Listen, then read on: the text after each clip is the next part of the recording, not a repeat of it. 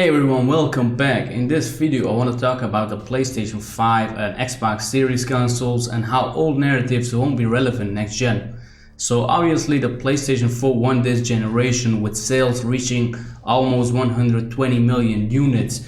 The Xbox One was revealed with some very concerning details in 2013 with Don Matrick basically killing the console at their reveal event with some of the worst PR talk in gaming history. So forced features like always on, internet connectivity, DRM, not being able to share used games with your friends, and that big brother Kinect camera, that awful camera, and Microsoft was met with outrage from the gaming community. And worst of all, the Xbox One didn't have enough exclusives to counter the PlayStation 4.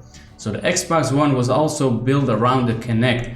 The engineering team had to come up with some creative stuff to improve the console specs. For example, overclocking the console for frame rates. It was also hard to explain why the Xbox One had lower specs and worse performance on third-party games with like Call of Duty at the launch. It was a more expensive console, so the PlayStation 4 had better looking games, and it was obvious. Of course, with the Xbox One S and Xbox One X, this improved a lot, but the damage was already done. Sony, on the other hand, did everything right with the PlayStation 4 hardware, the reveal presentation, and of course having a huge list of exclusive IPs for the PlayStation 4 in the last 7 years.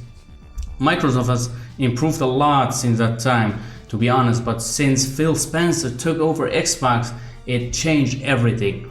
Right out of the gate, Phil Spencer focused on backwards compatibility and what matters for Xbox and the gaming community in general, having more exclusives, buying more first-party studios. Of course, it wasn't enough last gen, but Phil changed a lot by rebooting the Xbox basically. Of course, with the Xbox Series X and S, Microsoft has now two consoles competing for different markets. The Xbox Series X competing with the PlayStation 5, the higher end specs, and Xbox Series S competing for that general consumer who doesn't want to pay $500 for just the specs and performance. Of course, they have a lot more games, a lot more studios, 23 first-party studios versus 15 of PlayStation first-party studios. That's a lot more than what they had in 2013.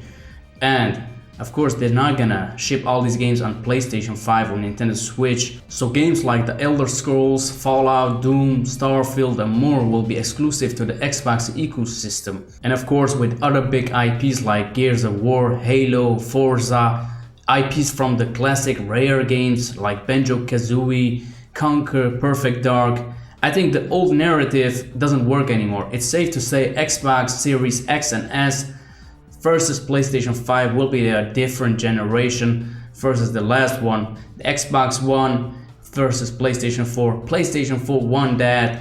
It was a major win for Sony. In my opinion, the Xbox Series console will be a different thing. It will be a reboot like the Xbox 360 era. So that was it for this video, guys. Just my thoughts about next generation consoles and how I see Xbox moving forward. Let me know your thoughts about this. Thanks for the support. Subscribe if you haven't already. Like and share the video if you like it. And I'll see you in the next video. Bye. Like gaming news, game discussion, next gen news, reaction videos to gaming content and more, you're on the right channel. Check out some of the stuff here. I'll list all the videos and the playlist.